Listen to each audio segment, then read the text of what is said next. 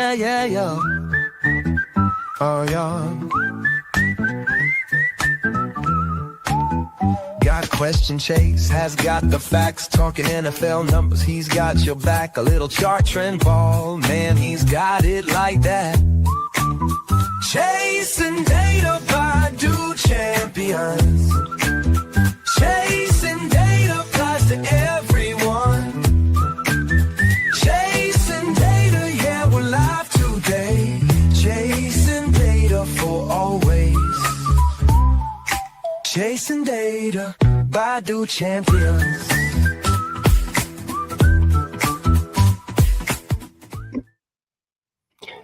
What's up, and welcome to week one. We are about to see the second game of the week, Chiefs and Chargers in Brazil. We finally made it. Long off season, but we're finally here to week one of the NFL season.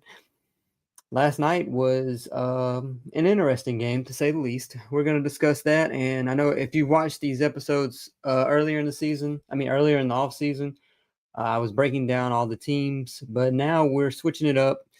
A new level of organization to the show. Going to change it up how we go through things. We're going to talk about what's happened on Thursday Night Football since the episodes are every Friday. And we're going to talk about what's going on for that week. Best matchups, some of the best bets I see, and focus on one game in particular, which would be the game of the week for whatever week we're on. So let's go ahead and get right into it. No need to waste time.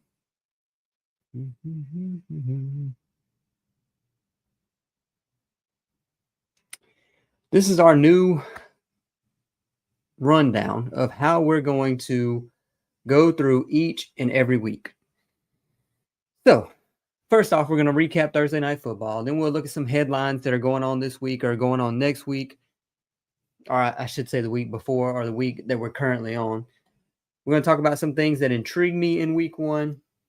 Then we'll go game of the week. Then we'll go back and we'll look at some matchups that I expect to see or what I'm looking forward to. Best bets. I'm going to pick 3 prop bets each week. And which one do I like the best? I have 3 games.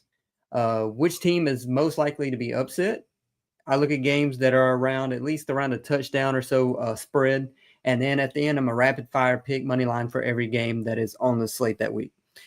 Wagwan says pick 2, McConkey, Metcalf, Egbuka. McConkey, Egbuka. I'm not sold on Metcalf. Metcalf is a big body who does not catch the ball. He is underachieved in his time when he was in Seattle. But McConkey, Egbuka by season's end for sure. Appreciate you stopping by. All right, so like I said, let's do Thursday Night Football first. So we know what happened. I'm sure most of you, if you're watching now, Freedom Fighters of America says Cowboys should have won last night. Yeah, they had their opportunity. It was definitely closer than what I thought. Definitely a game that was surprising. A lot of scoring in the first half, and then a lot of nothing in the second half. But appreciate you stopping by. Dame says, would you trade Chase for Bucky and Nico Collins? Well, it depends on how deep you are outside of him. PPR. If you're in desperate need, or if you have you're trading Chase. If you don't have a lot of depth, then yes, possible. Appreciate everybody stopping by. Ridley or Diggs for the flex? Diggs. All right, Cowboys-Eagles game. All right, Santino, appreciate you stopping by. Like I said, so Thursday night recap, 24-20. Most of the scoring was in the first half. Did we get any scoring in the second half? I'm trying to think. It was minimal, if any. But, quick recap. Start with Jalen Hurts. Jalen Hurts looked amazing in the first half. A lot of people thought he looked great. But I think that was fool's gold, to be honest. I mean, well, first off, we get the Jalen Carter issue where he spits in Dak Prescott's face body area, gets ejected. One of the crazier things I've seen. But Jalen Hurts looked great. He was scrambling, had 2 rushing touchdowns in the first half.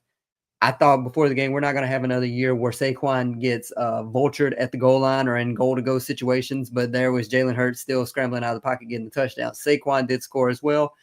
Cowboys came out hot, but in the second half, Jalen Hurts looked to regress in my opinion, looked to be not as great as he did in the first half. From what I saw in the first half, or second half, I should say, if he didn't have his first read going through his progressions. If his first read was not open, he's rolling out of the pocket, he's scrambling. You didn't see him go progression 1, 2, 3 and then take off. It was just a bunch of like almost like what we saw with Caleb Williams last year. So I'm kind of interested to see how that goes into week 2 and onward. Edward, appreciate you stopping by. Yeah, let's go Ravens. All right, I'm gonna come back to the comments just 1 second. All right, everybody, let's see. Chargers win by 7. Now we're gonna talk about that game in a moment too. Saquon, he saw a stacked box, which is 8 or more defenders in the box on 67% of his runs last night. To compare, that's the most he's ever seen as a running back, first off. But to compare to what a running back normally sees, last year, 2024, the average stacked box percentage was right under 21%. And he saw 67% last night.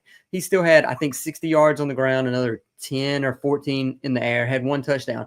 But you saw every time he had the ball, he got a few extra yards than what you would expect him to get.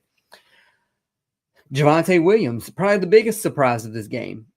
I don't know if anyone had him scoring 2 touchdowns the entire season, much less in the first quarter in a piece. Absolutely amazing for him. I don't know how long that's going to last. If you have him in fantasy, it's probably best to sell high while you can. Dak, they could have won the game. Like Freedom Fighter said on here, the Cowboys could have and should have won this game. They definitely had the opportunity. Dak made some amazing throws. CD sold him on so many throws, especially at the end of the game. But his tight ends, the passes he made up the seam, they were right on their hands. A lot of some of them were kind of iffy placement with where the defenders were at, but he put it where the ball could only be caught by his player. Dak looked amazing. He looked like he was more mobile after he's come back from that hamstring injury last year where he had, I think, the hamstring detached from the bone in 2 different spots. He looked great. CD's usage was a surprise. I thought since we had George Pickens coming into the fold that CD Lamb would get the Quinion Mitchell coverage and George Pickens would be open for a lot of deep passes. He was 7th in go routes last year, but we didn't see that. George Pickens only had, I think, 3 catches for 30 yards. He did have the 1 DPI that he pulled on Quinion Mitchell early in the game, but CeeDee Lamb just still continued to get numerous targets.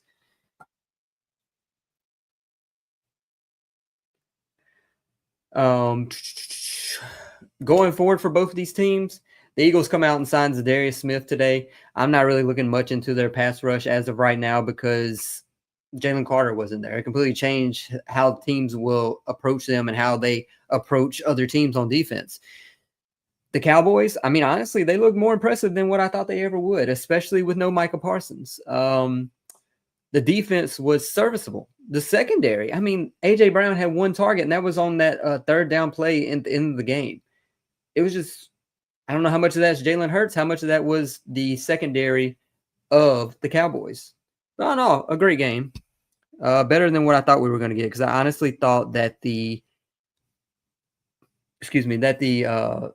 Eagles were going to run away with it. It was minus 8.5 spread, but ended up being a close game. Mike says ETN or Pittman in the flex. Give me ETN. I want to see what he does in Liam Cohen's system. Justin Bohr, appreciate you stopping by. Ferris says Pacheco or Hampton for flex. I say Pacheco. Chargers front 4, I don't really trust. And Pacheco's coming back healthy.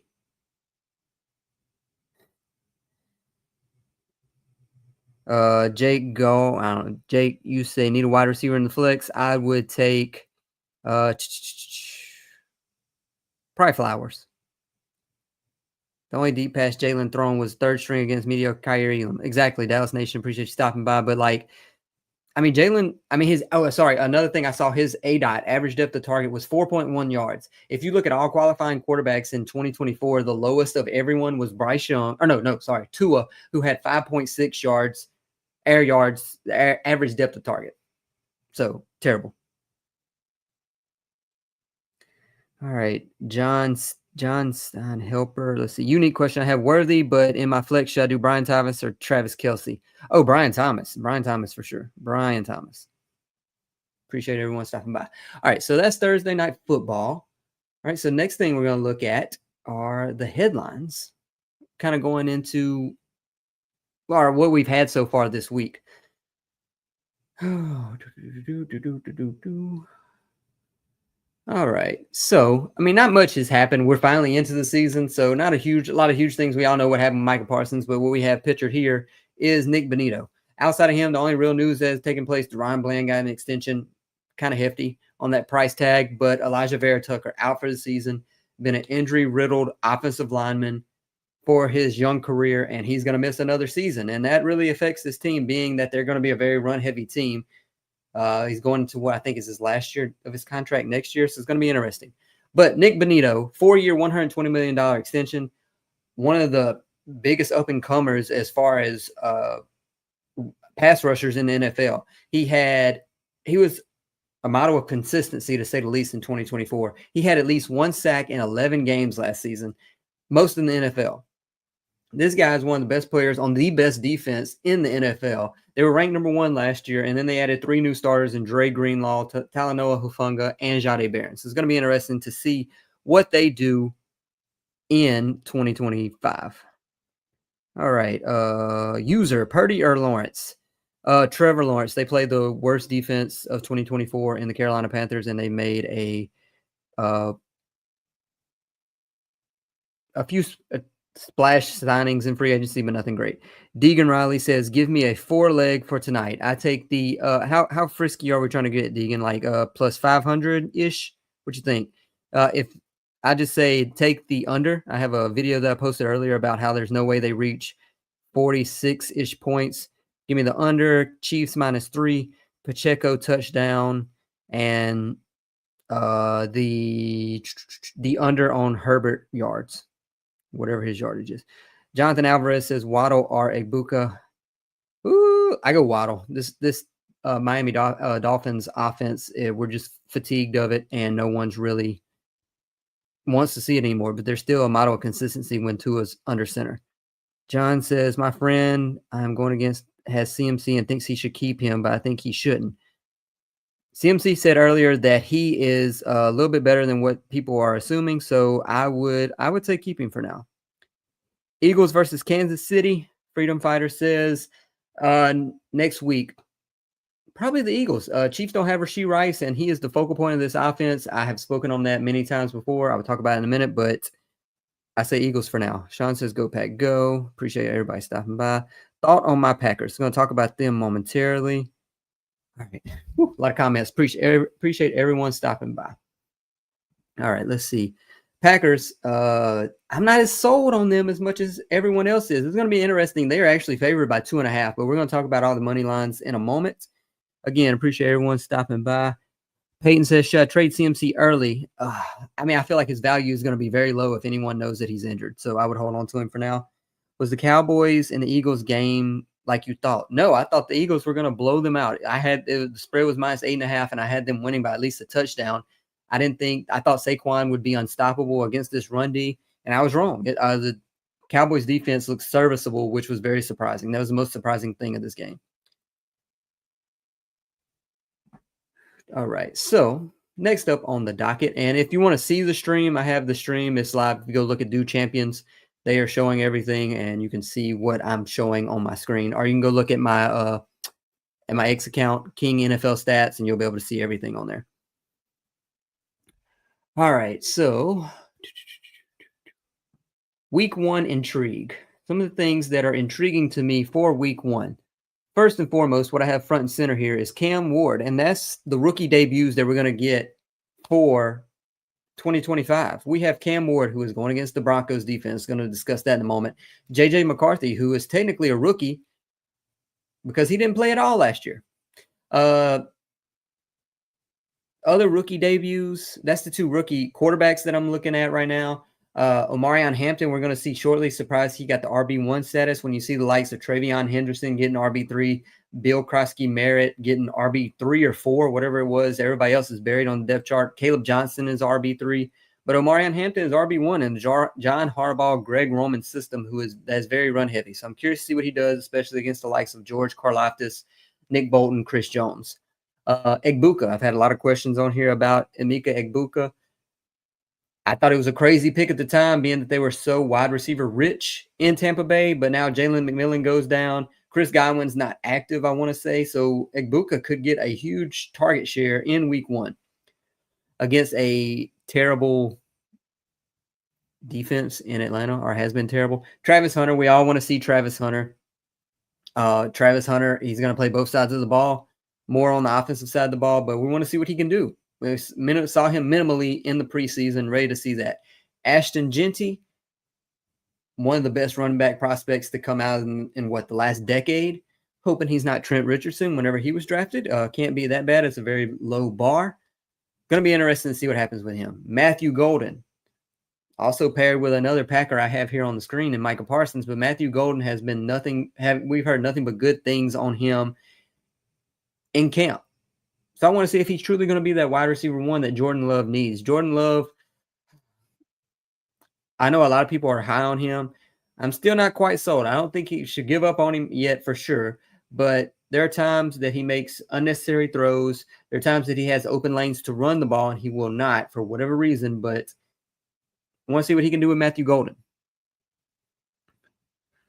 All right. Dustin says, yeah, Eagles are exposed now. Yeah, I'm not looking too much into the defense. They didn't have their best defender in Jalen Carter, so I'm curious to see what's going to happen. Appreciate you stopping by, though, Dustin. Stokey says, should I start Kelsey or Kittle in fantasy? Oh, Kittle, 100%. Kittle. Kelsey had his worst year of his career basically last year, since at least 2018, I should say that. And I don't know how much better it's going to get. He is getting older. Judy or Adams, says Jackson. Jerry Judy may get 14 catches for 19 yards. So if it's PPR, Jerry Judy. All right. Appreciate everyone stopping by. All right. So other things I'm intrigued about week 1, Micah Parsons' debut. The Green Bay Packers gave up their next 2 years in the draft, basically their 2 first-round picks. They're kind of all in.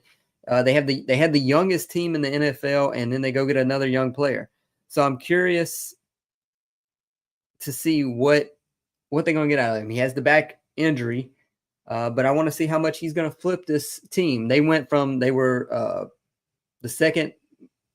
ranked second as far as sports books go, as far as the betting odds go to win the division in NFC North, and they flipped to number 1. I want to say they're plus 175 to win the NFC North, with the Lions being second. So that was a surprise that Micah Parsons took them to that next level. Random Legend says, we all watching SmackDown. I'm assuming you're talking about SmackDown of a NFL game and not wrestling. All right. Jesse says, Loveland over Kincaid. Yeah, I mean, let's go for it. Kincaid has not sold me on anything yet, and Loveland should see the field quite a bit. And we know Ben Johnson loves his tight ends. Stroud or Herbert? Probably Stroud. That offensive line's terrible, but I still go Stroud. Herbert is in Greg Roman's offense, not going to do much. A Random Legend says, I genuinely think the Cowboys might be playoff bound by their performance. I mean, all right, so no one has won the NFC East in back-to-back seasons since I want to say like 2004 or 16 years, I want to say it is. So someone else has got to win, and according to the history, I mean, I wouldn't count them out. Chargers haven't beat the Chiefs since 2018. Yeah, Justin Herbert is 1-7, I want to say, against Patrick Mahomes. Devontae Adams or Kyron Williams in flex? Oh, give me Kyron Williams. All right, so only other thing that I'm looking forward to in week 1 is, like I said earlier, Ben Johnson and Caleb Williams. They had that one drive in the preseason where Caleb Williams went, 5 for 6 for 93 yards and a touchdown. He looked amazing, looked like he knew exactly what he was going to do with the ball as soon as it was snapped.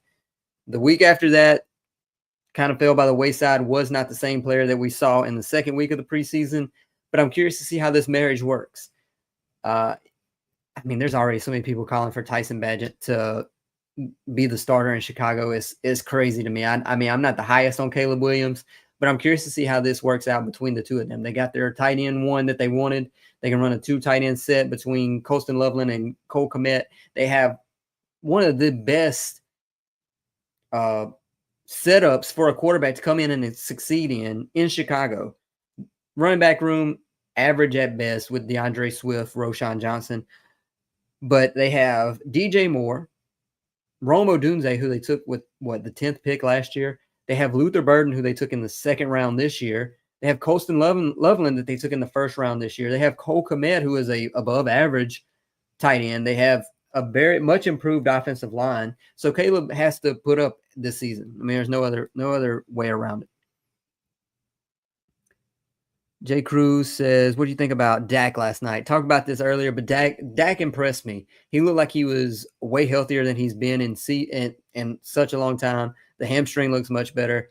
He was moving around like I haven't seen him move around in a long time. He was putting the ball exactly where it needed to be. Even though his receivers did not come down with the catches, he was setting them up for success. So I do feel much better about the Cowboys after last night. All right, moving along. We're trying to get through this. We've got 24 minutes till kickoff. Definitely going to have to push through this. Game of the week.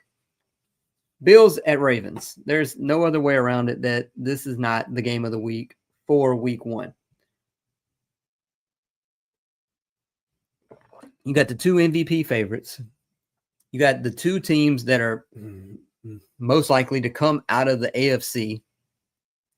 It was that the Bills were favored initially. Now they're the underdogs. It's basically a pick 'em. It's 1.5 point spread. The over-under is 50.5. Josh Allen's 4-2 in week 1s, 10 touchdowns, 7 interceptions. A lot of that's, we don't look at last year because he held on to the ball unlike he has ever had in years prior. Lamar is also 4-2 in week 1s. Derrick Henry has actually been terrible in week 1s. Whenever we talk about Derrick Henry, under 60 yards per game in week 1 over the last 6 years. He had 100 yards once. He had 84 yards and 1 touchdown last year in the playoff loss. Totally different from the regular season game. The key matchup that I'm looking at, there's a few key matchups that I'm looking for in this game between the Bills and the Ravens. Terrell Bernard and Matt Milano versus Derrick Henry. How are they going to stop the run? Zay Flowers for the Ravens versus the slot cornerback and Teron Johnson for the Bills.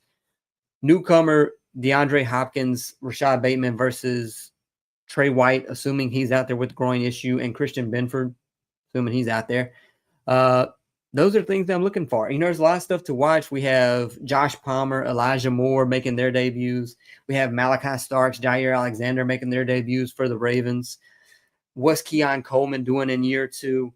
If he would have qualified, if he would have had enough catches and snaps and targets, he would have had the second highest yards per catch at 19 per last season. But, his production was limited. Some of the things, like this is a statistically based show. So some of the things I look at, with the Bills, they have the same 5 offensive linemen that they're bringing back, and they had the fewest sacks in the NFL. So that's a key point for them. Mark Andrews is going to see the field a lot. Last season, he saw just 38 snaps per game. We had the uptick with Isaiah Likely coming into the fold. Isaiah Likely is out for week 1, and that was a huge decrease for Mark Andrews. So he's got to come in and show up at least for week 1. Probably might see a lot of Charlie Kolar, much more than what we have in years past. Are they going to run more 2 tight end sets? I don't know. Pat Ricard is also out, the fullback who is a key cog in the motor of the Ravens offense. On the Bills side of the ball, we have Khalil Shakir, who he in the last game that they played, he made his money against zone. 6 of his 9 routes were against zone, and just 1 of his 8. He was targeted on 6 of 9 of his routes versus zone, and only 1 of his 8 routes versus man. So it's going to be interesting. Let me catch up on some of these comments. Start Pacheco or RJ Harvey? Oh, I'm going Pacheco. I don't know what's going on with that running back by committee in Denver. Jeremy says Ladd McConkey higher than 70 receiving yards tonight. Yeah, I take the over. They're going to be playing from behind. Jerry Jones passing everything but away. Juice Wayne. It's a good one. Jay says, I see them running Cook due to his new deal. He's pumped. I don't know. He had very low usage last year. His usage will probably go up, but I don't know. They have some new weapons, some new toys to play with, and Josh Palmer. I'm curious to see how that goes. What's Keon Coleman going to do in year 2? It's going to be interesting. Papi Chulo says, Hall or Chuba have Bijan and Taylor starting. Chuba had a solid mid-season last year. I'm going Chuba. Broad Street, hey from Philly, go Eagles. Yeah, appreciate stopping by. We talked about the Eagles and the Cowboys earlier. But back to the game of the week for me. Ravens and Bills. Josh Allen had 6 designed rushes last year in the playoff game, 19 yards and a touchdown. The 6 were the most designed runs that he's had over the last 2 seasons. So I doubt we're going to see that. We may see the scramble here or there with him. You know, these 2 quarterbacks are just most effective, and they're scariest probably whenever they're both outside the pocket. Like when they're on the move, they're probably the 2 scariest quarterbacks to try to defend in the NFL. A lot of similarities between their game. They're just anytime you can get an explosive play out of them. One thing that we noticed last year with Derrick Henry, they used a light box against him in week 4. Just 37% of the had a light box on 37% of his snaps in week 4, but in the playoffs, light box on just 12%. So they definitely stacked the box more once they got into the playoffs. And we saw what happened in the first half of the playoff game. In the regular season, Derrick Henry went crazy, had that opening long rushing touchdown, and it was just totally different. They flipped the script. I'm assuming that the Bills would have played their game script will be more like what we saw in the playoffs last season. Kyle Hamilton, another thing that I'm watching here. I mean, once they flipped him, pushed him down closer to the line of scrimmage in the second half of the season, the Ravens defense became one of the top 3 defenses in the NFL. There's a lot more we could talk about with this game. Trying to get through. We got 18 minutes until kickoff with the Chargers and the Chiefs. But my prediction for this game is going to be high scoring. The over-under was last at 50.5. These teams are going to put up points. Josh Allen holds onto the ball, and in a good way. I know there's no Pat Ricard. There's no Isaiah Likely. But there's still going to be points scored in this game. My prediction, 31-27 Ravens. It's going to be a close one. But I think the Ravens have something to prove. They don't want to lose to them now. They're very likely could see each other in the playoffs. Let's go get the win. Some of the bets that I like for this game, go ahead and take the anytime touchdown for Derrick Henry. It was at -145. I mean, he was at one point last year like -200 to score every game. Like, he's going to score the ball. I'd be surprised if he doesn't score. Another thing is Josh Allen under 33.5 yards. I want to say that was around like -110 or so. Like I said, he does not have design runs. We may get a scramble, but I don't foresee it happening. I mean, he is going to look to use his new weapons, I want to say. Parlay, I had a +550 parlay for this game. Baltimore money line, over 50.5. Derrick anytime touchdown, and Derrick over 82.5 yards. That gives you +550, and that's what I'm taking in this game. All right, let me catch up on some of these comments real quick. All right, let's see. All right. If anyone's watching now, if you follow the channel, or if you don't, please do. We're doing all statistical analysis. Everything is based on numbers on this channel. X's and O's, not so much, but we look at the numbers and dive deep into that. All right, so Jay says you're right. 10 is questionable. He hurt his foot. Okay. Thanks for stopping by. Start Jennings or Ridley? Calvin, probably Juwan Jennings. I don't know what Cam Ward's going to do in this offense versus the #1 defense in the NFL. You don't think they win in Buffalo? Jay, I mean, would I be surprised? No, but I can see this game going either way. KK says start Brian Thomas Jr. or Ladd McConkey. Oh, Lord, if you have those decisions to make, that's outstanding. Probably Brian Thomas Jr. They're playing the Panthers defense that was the worst defense in the NFL last year, and they improved, but not enough. Keenan Allen or Breece Hall? Breece Hall until I see what Keenan Allen's going to do in this offense. He is getting a little older. I'm sure he'll come in and pick up where he left off, but give me Breece Hall for right now. Worthy, Jaylen Warren, and Judy. I have to bench one. Xavier Worthy. Thoughts on DJ Moore? DJ Moore, Nick says, like I said earlier, Caleb Williams is set up for success, has the best opportunity in the NFL for any quarterback coming into a situation where they have to prove themselves. DJ Moore is still great. Still great.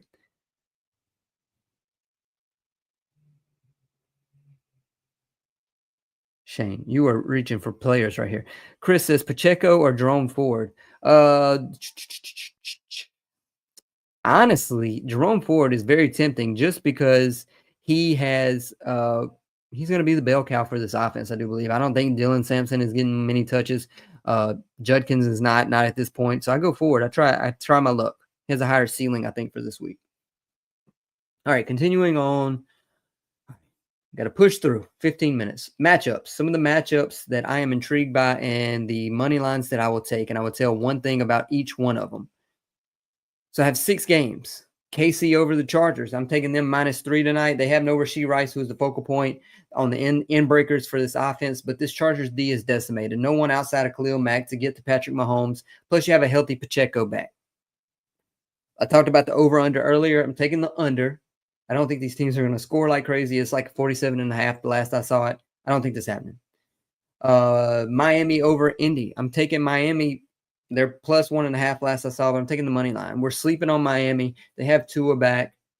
This is, I mean, it's a well-oiled machine whenever Tua's there. Is the ceiling super high? Not necessarily, but we know the floor is high for Tua and Mike McDaniel in this offense. And Daniel Jones cannot score with Tua and the Dolphins. Give me the Dolphins. Arizona over New Orleans. I'm taking Arizona with the spread -6.5. Arizona was 11th in DVOA last year. They brought back all their parts. I want to say their defense was around 14th in DVOA, and they were very underrated. You add in the fact that they added Walter Nolan, who isn't playing, but they have Josh Sweat, who they got from the Eagles, Calais Campbell, and Will Johnson, who was a sneaky pick that they got later, not even in the first round where he was initially projected to go. So give me them. Pittsburgh, New York Jets. Rematch Aaron Rodgers with his old team. Give me Pitt -3. The Jets, they lose Elijah Vera Tucker. The defense is probably going to be improved with Aaron Glenn at the helm, but if Aaron Rodgers loses this game, I want to say he's just completely washed. He's on wash alert, but we're getting close. But I think he's still got enough in him to pull out to cover the spread here. Aaron Glenn, one thing I want to watch, he had the 6th highest man coverage rate in Detroit last year. And they were 4th but the Jets were 4th in EPA allowed when running man coverage. So probably going to see a lot of man, which is not good for DK Metcalf.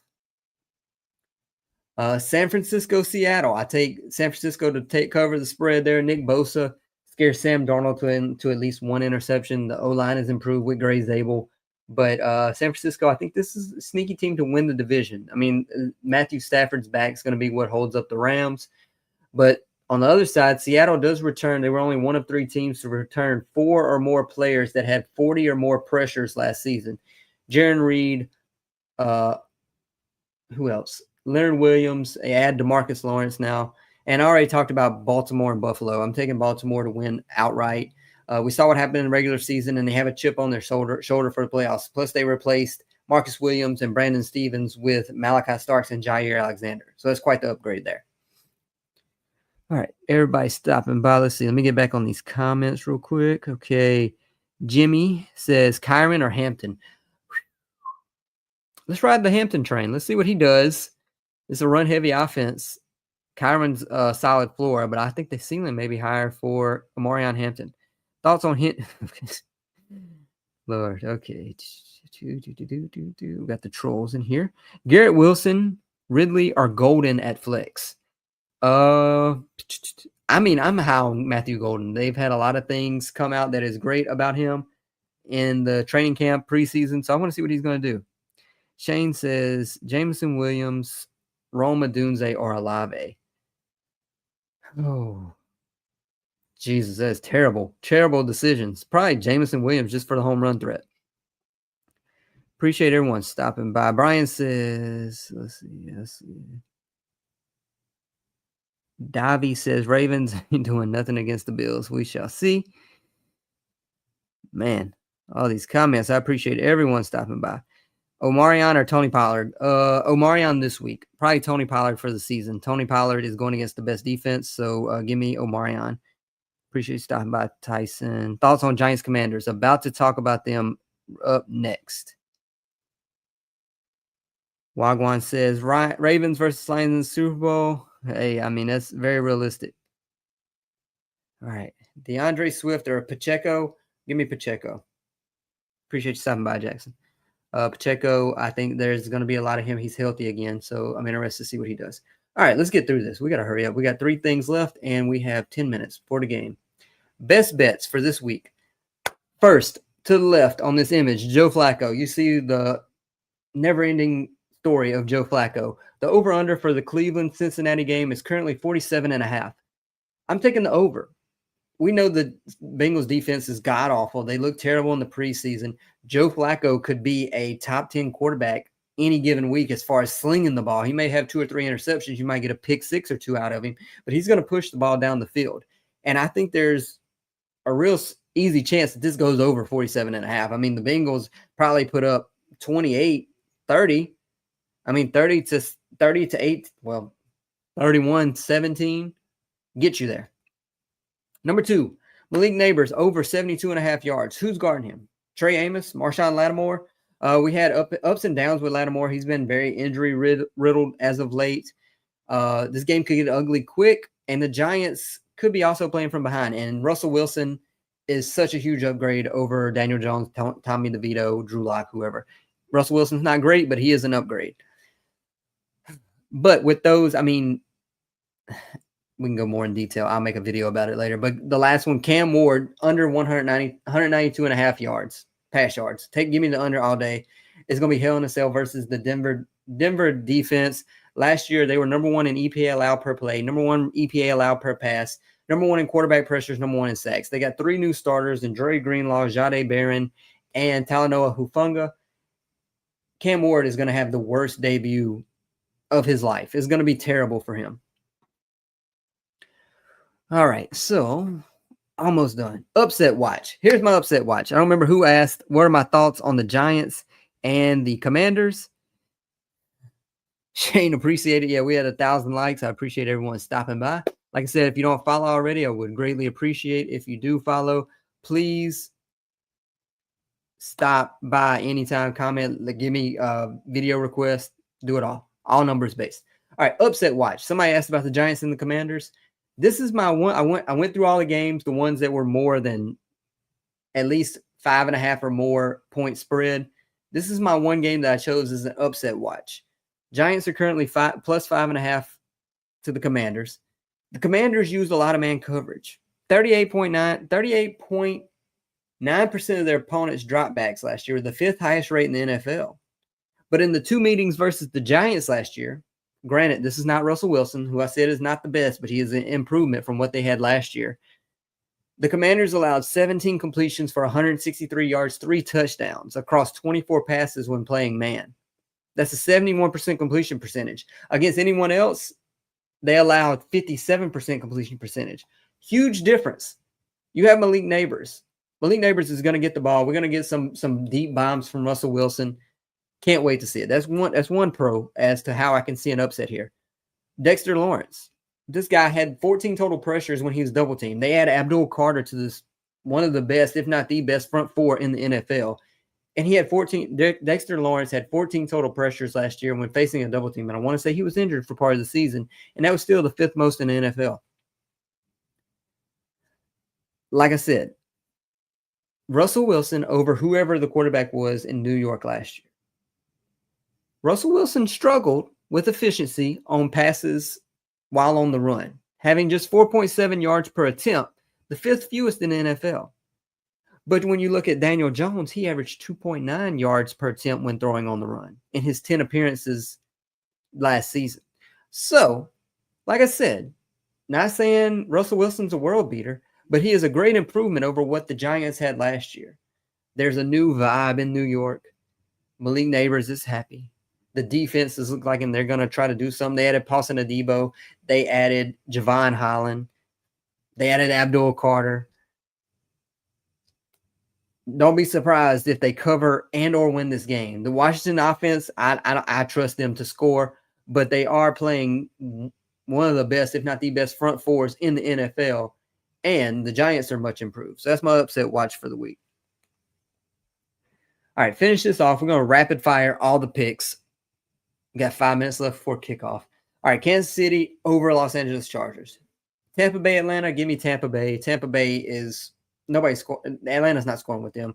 Caleb McGarry's out for the Falcons. That's blindside for Michael Penix. Not happening. Cincinnati over Cleveland. No way Cleveland wins, even though Cincinnati has been terrible in weeks 1 and 2 over the last few seasons. Miami over Indy. Talked about that earlier. We're just fatigued with Miami's offense, but they're going to outscore Daniel Jones. Jacksonville over Carolina. Jacksonville's offense is going to be sneaky good with Liam Cohen. Surprise team to possibly win the AFC South, especially with Houston's offensive line being terrible. Las Vegas over New England. This was kind of a toss-up, but once Christian Gonzalez was ruled out for this game, give me Las Vegas. Arizona over New Orleans. This is not even going to be a close matchup. Pittsburgh over the Jets. That could be close, but I think Pittsburgh walks away with it. Washington and New York. I don't know. I kind of want to go New York. The vibes are so high in New York. This could be a come-out statement win. Some underdog has to win in week 1. Denver and Tennessee, that's not going to be a close one. That one's going to be at least a touchdown, if not more. Denver walks away with it. San Francisco over Seattle. Could be a close game, but I need to see more from Sam Darnold and this offensive line to see what they're going to do. He'll have a lot of weapons there. Detroit and Green Bay. I'm going Detroit. There's the underdogs in this game. The only thing that worries me is the fact that they have a new offensive and defensive coordinator, and they could be a little rusty out the gate. Rams and the Texans. Give me the Rams just before their front, just because their front four is a top 3 front four in the NFL, and it's like one of the youngest ones also. And the Texans said, hey, our offensive line was the worst in the NFL last year. Let's get 5 new starting offensive linemen and see what we can do. So good luck to CJ Stroud. Baltimore over Buffalo. Already discussed that ad nauseum. And for Monday Night Football, we have the Bears and the Vikings. I'm in on Ben Johnson until proven wrong. I'll ride that train until the wheels come off. Ben Johnson has been great in Detroit. He's been waiting for his opportunity, and he took the chance in Chicago. So he thinks there's something there. And I don't know what we're going to get out of J.J. McCarthy. But, so, that was the show for this week. We finished with 3 minutes until kickoff. So, let me end the stream online, but I'm going to stay on TikTok for a moment so I can bring up